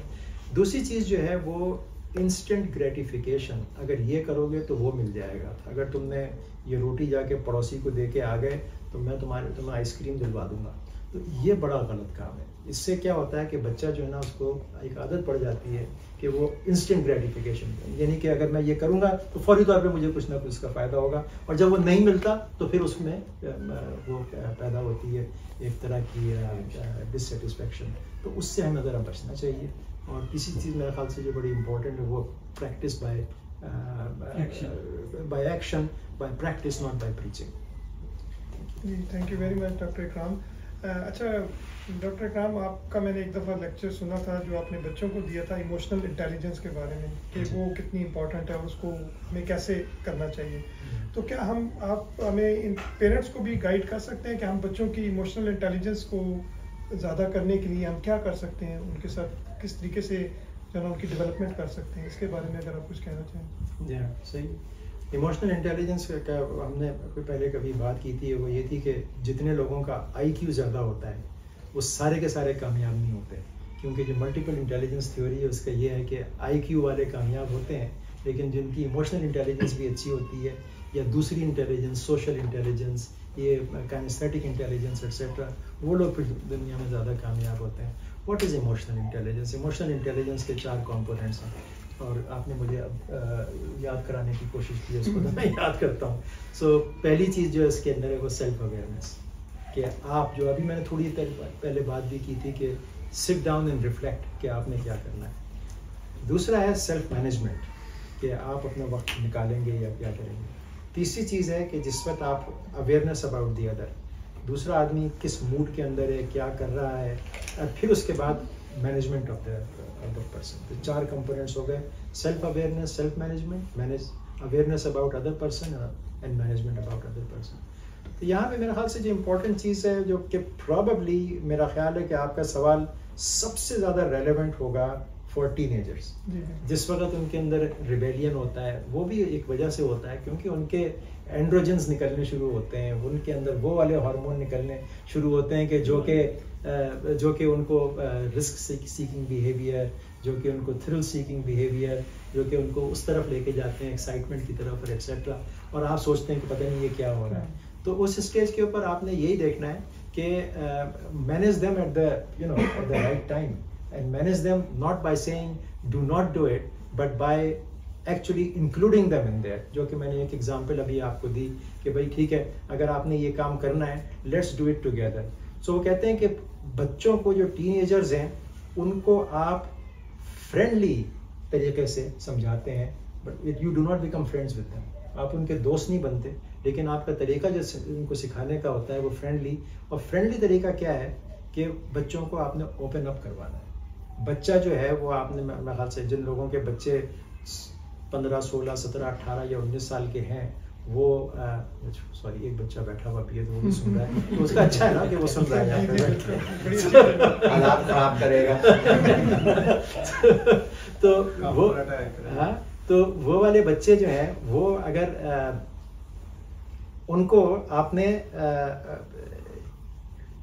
उनके दिमाग में क्या चल रहा है वो आपको नहीं पता। आपने उनको एंगेज करना है, आपने उनको लेके आना है कि वो आपके साथ में बात करें। They should enter in a dialogue. और जिस वक्त आप उनको डायलॉग में लेके आते हैं, then obviously you are able to communicate back and forth. So communication है। Thank you very much. अब मैं ऑडियंस से सवाल देने से पहले मैं आखिरी जो चीज़ डॉक्टर जाहिद से पूछना चाहूँगा कि आपने बड़े अच्छे तरीके से एक्सप्लेन किया कि अभी एज में बच्चों की इस्लामी तरबियत कैसे करनी चाहिए। तो अब थोड़ा सा अगर आप बताएं कि टीन एज में जब बच्चा आता है, जैसे डॉक्टर इकराम ने बताया कुछ चीज़ें, तो आप इस्लामिक पॉइंट ऑफ व्यू से हमें कुछ बताएं कि उस एज में हमें किस तरह से बच्चों के साथ डील करना चाहिए। माशाल्लाह, बड़ा ज़बरदस्त है ये। हम लोगों के मौजू ख़त्म वहीं से होते हैं जहाँ दूसरे को शुरू करना होता है। लेकिन मैं एक बात पर ऐसे ही बस शगुफ्तगी के साथ कि हम समझते थे कि ये डॉक्टर हैं, लेकिन ये हम लोगों से कहीं ज़्यादा अगले दर्जे के टीचर लग रहे हैं। अगले दर्जे के इसका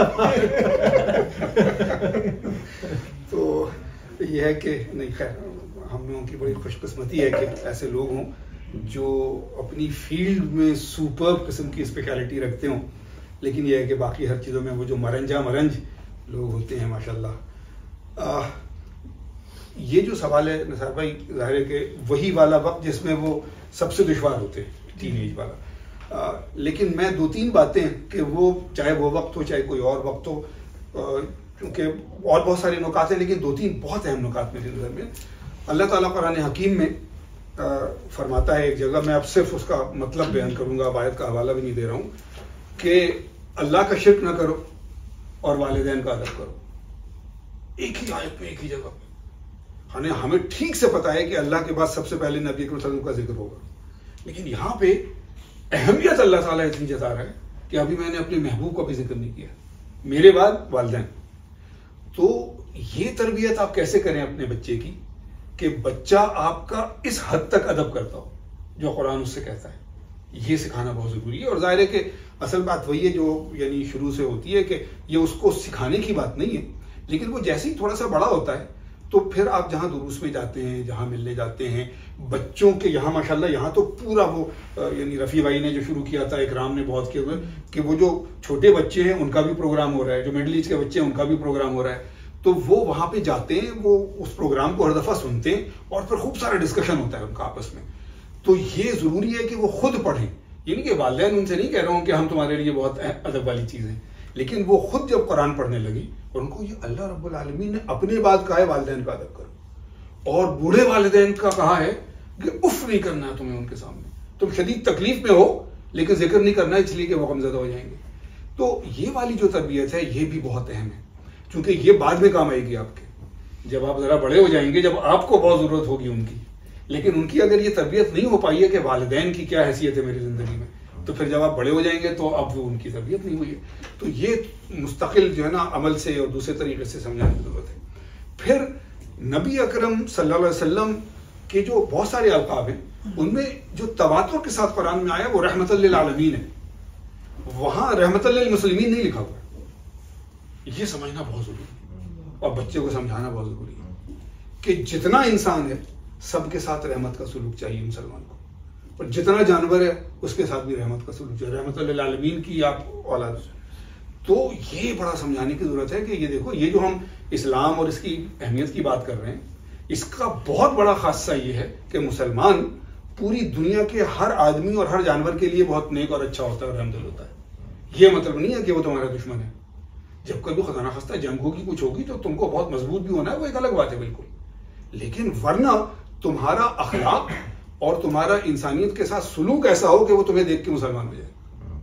ये तरबियत बहुत जरूरी है। और फिर ये उसमें वही वाली बात आ जाएगी कि ये आपकी तरबियत से, आपके नमूने से होगा तो होगा ना, क्योंकि सारे रिश्तेदार भी आएंगे घरों पे, दोस्त भी आएंगे, बच्चे भी आएंगे। मेरे माँ बाप उनके साथ कैसे रहते हैं, उन पे जब शदीद तनकीद हो जाती है तो जवाब में कैसे होते हैं, उनके साथ जब कोई लड़ाई कर लेता है तो जवाब में कैसे होते हैं। जो नबी अकरम सल्लल्लाहु अलैहि वसल्लम ने फरमाया कि मुझ पे फर्ज कर दिया गया है कि जो मेरा हक मारे मैं उसका हक दिलाऊं, जो मेरे साथ ज्यादती करे मैं उसके साथ नेक सुलूक करूं, तो वो हमारी अगर आइडियल है तो हमको करना है और यही फिर वो तरबियत का हिस्सा बनेगा। तो मुझे सबसे ज्यादा यही कि वो जो सबसे मुश्किल वाला जो वक्त है उसमें रोल मॉडल से ज्यादा और कोई अहमियत नहीं है। उनको ठीक है पढ़ने की तरफ आप लाएंगे, ले जाए, लेकिन आप अपने साथ उनको ला ही नहीं पा रहे हैं। मसलन बैठक 2-4 साल हो गई और आपका टीनेजर बच्चा आपके साथ नहीं आ सका कभी भी, तो फिर सिर्फ आपके कहने से तो नहीं होगा, वो दूसरों से मुतासिर होता है ना कि ये इतने बड़े डॉक्टर हैं, ये इतने बड़े इंजीनियर हैं, मुझे लग रहा है यहाँ पे आके कि नहीं यार मुसलमान मौलवी का नाम नहीं होता है, तो बड़े प्रोफेशनल लोग होते हैं, लेकिन सिर्फ अपने घर में ये नहीं होगा। तो इस किस्म की जितनी भी इंशाअल्लाह ताला तरबियत के मौके हैं कि वो वालिदैन की इज्जत करना सीख जाए और अदब करना, और वो तमाम इंसानियत का मोहसिन होना सीख जाए, उसके बाद फिर इंशाअल्लाह जारी रहेगा। जी बहुत शुक्रिया, जज़ाकल्लाह। तो अब हम ऑडियंस पे से भी पूछते हैं अगर किसी ने कोई सवाल करना है। अच्छा, सबसे पहले तो वो एक लाइटर नोट पे वो जो इकराम भाई ने बात की ना कि वो बच्चा कंफ्यूज हो जाता है कि बाप की सुनी माँ की सुनी, मेरा नहीं ख्याल वो दौर गुजर गया है। अब बच्चों को पता है कि माँ की बात मानी जाती, तो मेरा ख्याल वो कंफ्यूज नहीं। मेरा अपना मेरी राय है, सारे एग्री करें तो अच्छी बात है, वरना तो फिर अच्छा। उसमें ये बहुत अच्छा टॉपिक है, लेकिन क्योंकि वो वक्त की भी किल्लत होती है, जिस तरह इकराम भाई ने और जाहिद भाई ने कहा कि इसके 3 स्टेजेस हैं, इस्लामिकली भी और मेडिकली भी। तो बहुत अच्छा होता मेरे ख्याल में अगर इनको तीनों को 3 सेशंस में किया जाता, समझने बड़ी आसानी होती है और उसी से सवाल करते हैं। कुछ के बच्चे छोटे हैं, कुछ उस अगली स्टेज के, कुछ उसके अगली स्टेज में। लेकिन इसमें पेरेंटिंग में क्या मुआशरे का ज्यादा किरदार नहीं है? क्योंकि पेरेंट्स ने 6 साल तक जो भी तरबियत की है, उसके बाद वो बच्चा मुआशरे में चला जाता है, स्कूल में चला जाता है, ट्यूशंस हैं, फ्रेंड्स हैं। अब जिन बच्चों के साथ वो है, उनकी पेरेंटिंग कैसी हुई है और उनका क्या इम्पैक्ट आएगा, एक तो मेरा ये सवाल है। दूसरा ये है कि एक जो आपने कहा टाइम तो बहुत अच्छी बात है, लेकिन जो पिछले लेक्चर में स्ट्रेस और वो चीजें चल रही थी, जो हमारे साथ चीजें जुड़ी होती हैं, हम चाहते हुए ना चाहते हुए भी हम वो बातें, ऐसा नहीं हो सकता कि अपनी वाइफ से तो कमरे में जाकर लड़े, उनसे बात करें कि बड़े हालात खराब हैं, ये तो किसी न किसी तरफ वो निकल आती है सिस्टम में, बच्चे घूम फिर होते हैं। तो उन बातों का या स्ट्रेस का भी तो बच्चों पे असर आता है। यानी इन एडिशन टू जो हम उनकी तो अच्छी तरबियत करेंगे, बेटे टाइम से सो, खाना खाओ, ये करो, लेकिन जो हमारे से रिलेटेड स्ट्रेस है उनका भी तो बच्चों पे इम्पैक्ट आता है। 2-3 चीजें जरा काइंडली इसको जरा क्लियर कर दें। तो सबसे पहले तो मैं आपसे फुली एग्री करता हूँ कि ये 3 सेशन भी कम होंगे इसके लिए, क्योंकि इतना इम्पोर्टेंट टॉपिक है। तो आज तो ये वकास की और निसार की मिली भगत से शुरू किया गया है, तो इंशाल्लाह ताला इसको जारी रखेंगे। और इसको जिस तरह आपने कहा है, मेरे जहन में भी ये is an extensive topic, is huge. मेरा नहीं ख्याल कि ये 3 घंटे में भी इसको हम पूरा कर सकते हैं, तो इसकी तो सीरीज हो सकती है बिल्कुल। और जाहिर बात है कि सब इसमें सब कंट्रीब्यूट कर सकते हैं। दूसरी चीज़ जो आपका सवाल है एनवायरनमेंट का, बिल्कुल एब्सोल्युटली एनवायरनमेंट इन्फ्लुएंसेस तो उसमें मैं सिर्फ फ़र्क ये करूँगा कि जो तालीम और तरबियत वाली बात है, तालीम, स्कूल, ग्रेड्स, ट्यूशन, ये सब चीज़ें ये एक तरफ आ गई, और तरबियत जहाँ पे बच्चे का कैरेक्टर बिल्ड हो रहा है। अब कुछ स्कूल बड़े अच्छे हैं, लेकिन अनफॉर्चुनेटली आजकल वो स्कूल बहुत कम है जहाँ पे बच्चों की कैरेक्टर बिल्डिंग भी की जाती है। उसको कई दफ़ा हम इक्वेट करते हैं कि जी ये फलाने स्कूल में हिफ्स करा देते हैं, वो भी कैरेक्टर बिल्डिंग नहीं है। ठीक है, वो एक एडिशनल स्टेप है कि उसमें हिफ्स भी हो जाता है, लेकिन क्या उसके अंदर आप उसके बच्चे को बाकी चीज़ों की जो एक होलसम, जो होलिस्टिक कैरेक्टर होता है। सॉरी अगर मैं कोई किसी को अगर इन्फ्लेम कर रहा हूँ यहाँ पे ये वाली बात करके, लेकिन मैं जो अपना राय है वो मैं अपनी पेश करने की जसारत कर रहा हूँ कि जो ओवरऑल बच्चे का जो कैरेक्टर होता है वो अनफॉर्चुनेटली स्कूल्स के अंदर वो नहीं होता, क्योंकि स्कूल्स अब बन चुके हैं machines to produce people who would get into good universities, और यूनिवर्सिटीज़ वो मशीन्स होती हैं जो कि आपको एक जॉब के लिए लेकर के जाती हैं, ताकि जॉब मार्केट के लिए आपको तैयार करें। उसमें तरबियत को बीच में कहीं पे भी नहीं आई, तो वालिदैन का रोल और बढ़ जाता है। सिर्फ वही नहीं रहता कि जो आपने इंट्रिंसिकली घर के अंदर करना है, बल्कि जो अब बैरूनी ख़तरात हैं, जो एक्सट्रिंसिक फैक्टर्स हैं, अब आपने उनको भी मिटिगेट करना है। And that is where this issue of emotional intelligence, this issue of managing, this issue of teenage, जो सबसे ज़्यादा इशू होगा वो टीनेज के अंदर होगा इन चीज़ों का। कहीं पे कोई ड्रग्स हैं, कहीं पे कोई बुरी लत है, कहीं पे कोई आदत है, कहीं पे कोई etcetera so on and so fourth है। तो उन चीज़ों को आप कैसे मिटिगेट करेंगे? उसका एक ही तरीका है कि आप बच्चे के अंदर वो औसाफ पैदा करें, वो कैपेसिटी पैदा करें कि वो आपके साथ में ओपनली कम्युनिकेट करे। Once he or she does that, you would be able to handle it to a large extent. और किसी का कोई सवाल? और सेकंड पार्ट उनको माइक दे पेरेंट्स का जो मैंने कहा था कि पेरेंट्स जो स्ट्रेस लेके घर आते हैं वो तो उनका भी शायद भाई कहते हैं लड़ाई करनी होती है, वो कहाँ करते उनका भी बच्चों पे आएगा। नहीं, ये डॉक्टर साहब ने क्वेश्चन किया था कि पेरेंट्स जब लड़ते हैं तो उसका इफेक्ट है। तो कह रहे थे कि अंदर लड़े तो बात अंदर वड़न किन्ने देना तानू एंट्री ते तानू शुरू है। इसके ऊपर 2-3 सेशन भी कम है, ये आखिरी पॉइंट है। बेटा तो जाहिद ने बड़ा अच्छा उसको स्टार्ट किया था डिस्कस करना कि इट्स नॉट अबाउट ओनली के बच्चों के साथ में क्या करना है, बल्कि हमने अपने आप को कैसे मैनेज करना है। और उसके अंदर उसके दो एस्पेक्ट्स हैं। एक वो वाला एस्पेक्ट है जो कि हम मैनेज करें कि बच्चे के साथ में क्या करें, लेकिन जो चीज़ को हम अमूमन रिकग्नाइज नहीं करते, जो कि वकास ने उसमें जो मुझे कहा था कि उसके ऊपर थोड़ा सा हाईलाइट करूँ मैं उसको, वो है जिसको कहते हैं पेरेंटल बर्नआउट्स। जिस वक्त वालिदैन थक जाते हैं, और ये बर्नआउट वो होता है जिसके अंदर, इसको मैं यहाँ लगा लेता हूँ क्योंकि अब मैंने 3 मिनट तक बात करनी है, तो अगर आप माइंड ना करें तो मैं 2-3 मिनट आपके ले लेता हूँ। जो burnout is by definition psychological, physical और इमोशनल एग्जॉशन का नाम है। उसकी बहुत सारी वजूहात हैं। जब बच्चा बहुत छोटा होता है तो आपकी जो बेगम साहिबा हैं वो रात भर जागती हैं, दिन को भी नहीं सो पाती हैं, रात को भी, अगर 2 बच्चे हैं 3 बच्चे हैं तो स्लीप डेप्रिवेशन, और हो सकता है आप भी जागते हो, और सो पेरेंटल दोनों जागते हैं। और जो आपकी जो भी नींद है 6 घंटे की है या 7 घंटे की, अगर वो पूरी नहीं हो रही तो क्रॉनिक स्लीप डेप्रिवेशन क्या करेगा? High cortisol level. High cortisol की एक वो कहलाती है डायर्नल रिदम। सुबह को ज़्यादा होता है, शाम को कम होता है। अल्लाह ताला ने रखा ही ऐसा है। सुबह को इसलिए ज़्यादा होता है कि इस वक्त आपको जाके बाहर काम करने होते हैं, शाम को इसलिए कम होता है कि अब थोड़ी देर में आपको सोना है। लेकिन जिस वक्त ये नहीं होगा और हर वक्त ही कॉर्टिसोल हाई रहेगा क्योंकि आप स्लीप डिप्राइव्ड हैं, तो अब आप क्रॉनिक स्ट्रेस और इन्फ्लेमेशन की हालत के अंदर है। And there are so many other hormones, जो सिंपैथेटिक सिस्टम है, आपका हार्ट रेट तेज होता है, and so on and so forth. ये सारी चीज़ों के साथ मिलके जो वालिदैन हैं वो फिजिकली एग्जॉस्ट होते हैं, इमोशनली एग्जॉस्ट होते हैं। उसका नतीजा क्या निकलेगा? उसका नतीजा बच्चे के ऊपर निकलेगा। आप आपस में लड़ेंगे, और आपस में एक दूसरे के साथ में आपकी कोहेरेंस नहीं होगी, बच्चा वो देखेगा, उसके ऊपर गलत असरात पड़ेंगे। सो इसके ऊपर और भी बात की जा सकती है, लेकिन बेसिकली या I mean you have to manage yourself. Absolutely I agree. इस पे एक तो ये है कि देखिए उसूल ये बना कि आप जितना लंबा सवाल करेंगे जवाब उससे थोड़ा ज्यादा लंबा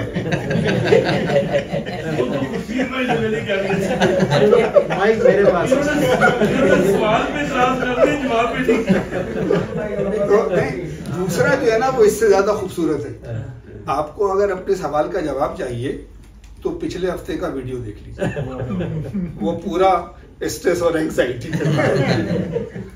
तो ये तो ऐसे ही होगा ना कि एक वक्त में सारी चीजों का जवाब तो नहीं हो सकता, लेकिन उसमें माशाल्लाह पूरा प्रोग्राम कर चुके हैं लोग और वो रिकॉर्डेड भी मौजूद है। तो आप अगर माशाल्लाह अपना स्ट्रेस और एंग्जाइटी कम कर लेते तो इस सवाल का जवाब वैसे ही खत्म हो गया, निकालने की जरूरत अब नहीं आएगी। नहीं, ये तो जाहिर है, ये तो देखे ना, ये तो जन्नत और जहन्नम क्यों बनी है? अशरफुल मखलूकात को सीधे जन्नत में जाना चाहिए था, नहीं होगा ऐसा।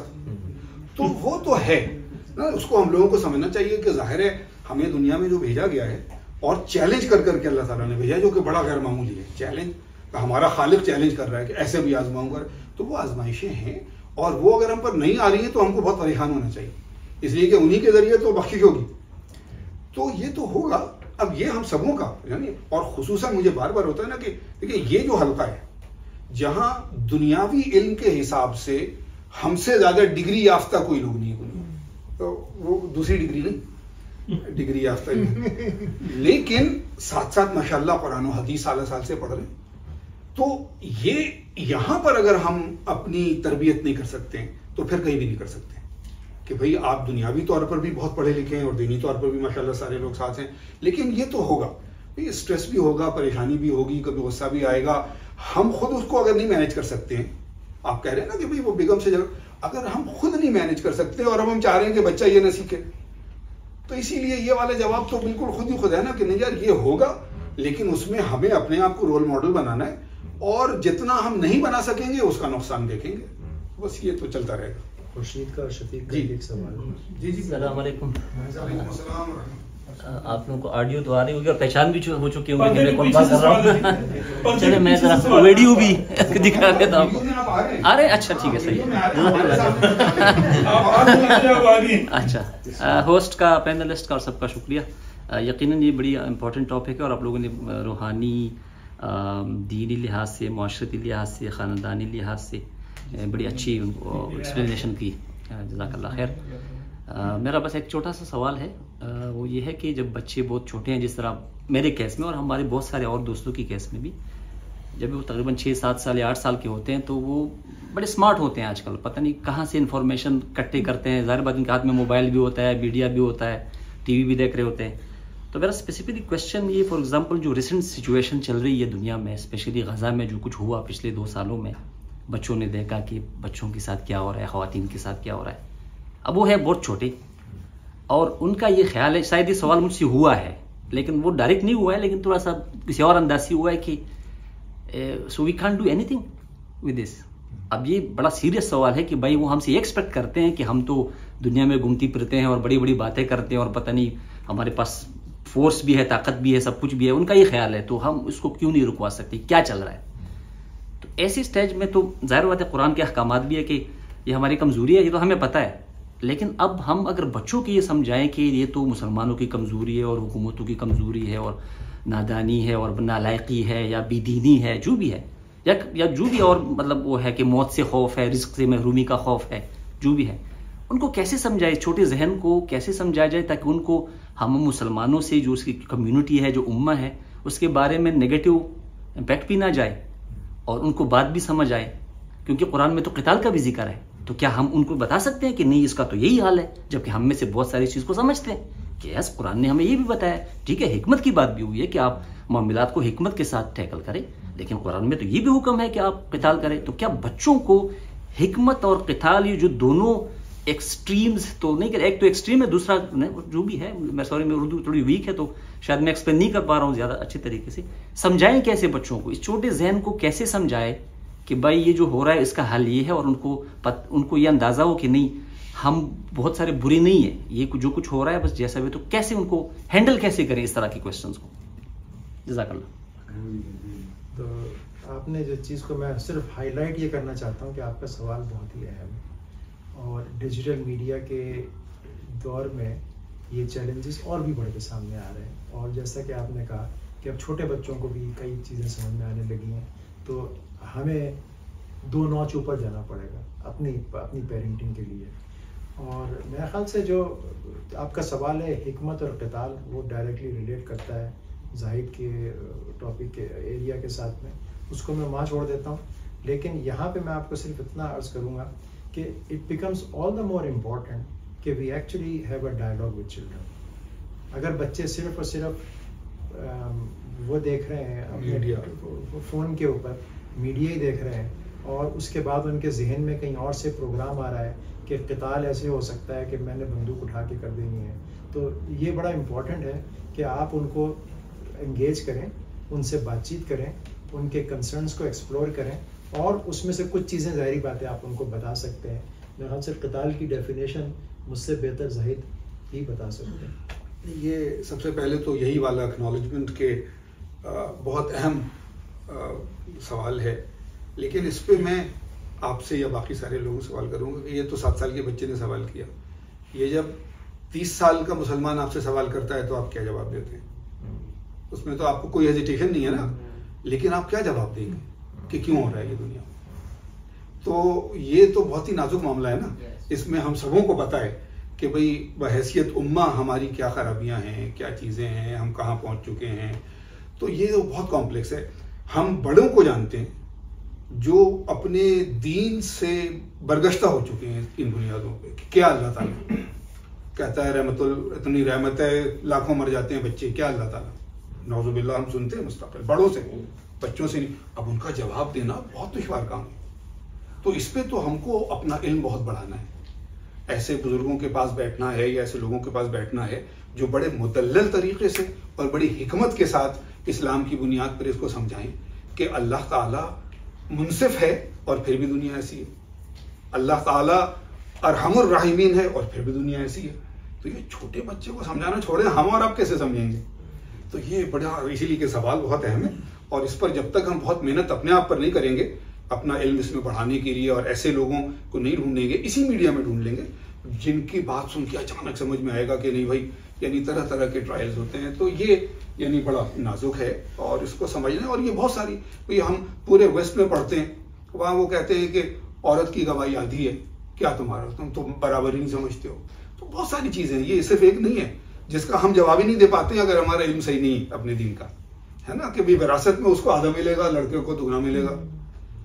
आज के दौर में आप ये जाके डिफेंड कर सकें, तो ये एक आध बात नहीं है, गज़ा का तो है ही, लेकिन ये कई बहुत नाजुक बातें जिन पे कुछ लोगों ने हमारे माशाल्लाह पढ़ा है और वो आपको ज़्यादा बेहतर समझा सकते हैं। और नहीं तो फौरन आपके पसंद के जो भी उलमा हैं, जिस मुक्तबा फिक्र के, लेकिन इन मौज़ूआत पर जब वो गुफ्तगू करते हैं छोटी छोटी, तो उसको खुद भी सुने, बेगम के साथ बैठ के भी सुने। और बच्चे को तो जाहिर है आप ज़्यादा नहीं समझा सकते, उससे आप कहेंगे बड़ी नरमी से कि बेटा इसमें मैं चंद बातें तो अभी आपसे कर सकता हूँ, लेकिन कुछ बातें थोड़ा आप और बड़े हो जाएंगे तो फिर हम लोग डिस्कशन भी करेंगे इंशाल्लाह। लेकिन ये बहुत सारे नाजुक मामला हैं जिन पे बड़ा मुश्किल हो जाता है बात करना। सही। लेकिन क़िताल की डेफिनेशन तो बहुत क्लियर है नहीं ना, वो कि तो उन्होंने नहीं पूछा, किसी नहीं, उन्होंने पूछा कि एक तरफ हिकमत, एक तरफ क़िताल, एक तरफ टैक्ट, एक तरफ लड़ाई झगड़ा। वो क़िताल की डेफिनेशन जो मैं समझता हूँ वो तो किसी इंडिविजुअल का काम नहीं है, वो तो हुकूमतों और फौजों का काम है। हाँ, मगर वो तो सवाल यही कर रहे हैं ना कि हमारी हुकूमतें और हमारे मुल्क क्या कर रहे हैं। नहीं, मेरा कोई सीरियस सवाल नहीं था। मुझे तो ये था कि इतना लेट ये प्रोग्राम किया है कि वो 3 ज़रब 7 में तो मेरे बच्चे सारे निकल गए हैं। 7 7 7 21 बन जाते हैं। मैं तो अल्हम्दुलिल्लाह फारिग हो गया हूँ। लेकिन जो एक चीज़ जो गुफ्तगू अभी मैंने सुनी है, तो मैं एक चीज़ शेयर करना चाह रहा हूँ। हमारे घर में बच्चे आते हैं ज़ैनब के पास ना कुरान पढ़ने के लिए। तो एक दिन एक बच्चा जो है वो ठहरा हुआ था, ज़ैनब से बातें करता जा रहा है। तो मैं आ गया, मैंने कहा कि आप लोग क्या बातें कर रहे हैं? तो बच्चा कहता है कि मैंने 80 थे या 85 या 86 कुछ नंबर मैथ्स में लिए हूँ। Very good. Who will convince my parents that it is very good?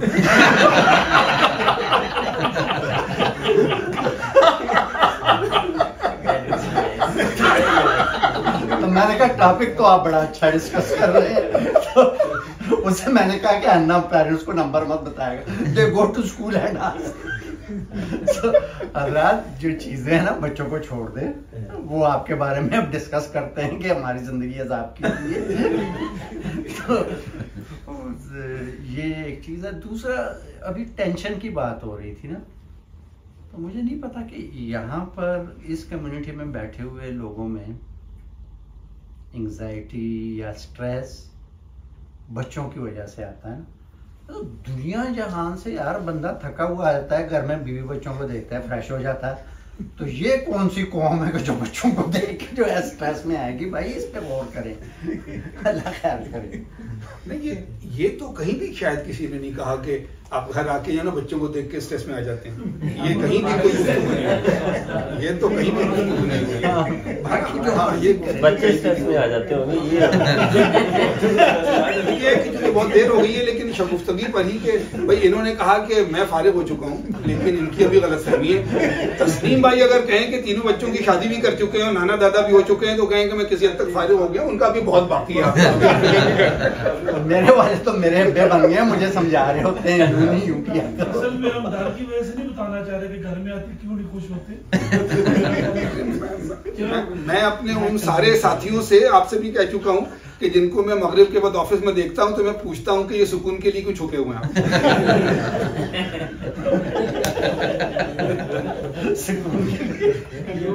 वो जाते जी बस मेरा ख्याल में अब काफी डिस्कशन हो गई है. यूनुस का आखिरी क्वेश्चन. अच्छा, यूनुस भाई क्वेश्चन करना चाह क्वेश्चन नहीं है मेरा. इसको लास्ट क्वेश्चन करना. ये लास्ट क्वेश्चन है, मेरे ख्याल में वकास साहब भी कर रहे हैं. ऐसे बोलिए कि सवाल का हमें पता चले. अच्छा, सवाल नहीं है असल में. खुर्शीद साहब ने जो क्वेश्चन किया है कि how to answer such sensitive questions raised by very small kids of 5 to 6 years.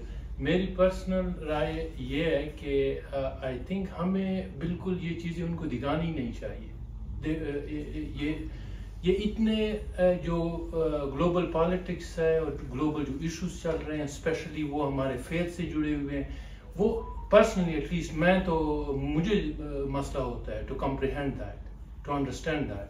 तो अगर आप 5 or 6 years बच्चे को एक्सपोज करते हैं इंतहाई हम सारे जानते हैं इंतहाई सेंसिटिव कंटेंट, और अब दिखा भी रहे होते हैं आजकल के चैनल्स, मतलब without masking this and that. तो जब मैं नहीं समझ सकता तो how I can answer, how they can understand. तो ये मेरे ख्याल में सबसे.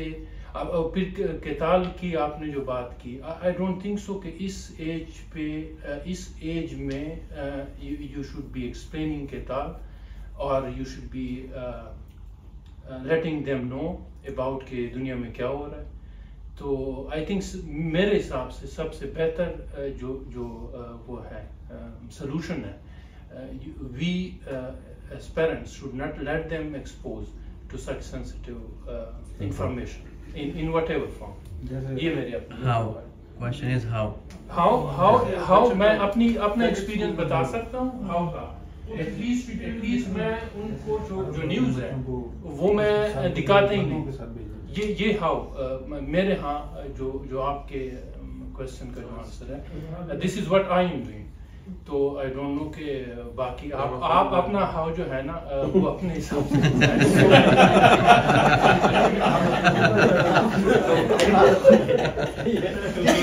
मेरा ख्याल में अब टाइम काफी ज्यादा हो चुका है, तो हम इस को फिर किसी और वक्त पे भी लेके जाएंगे.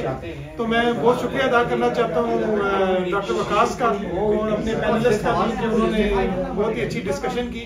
और थैंक यू वेरी मच.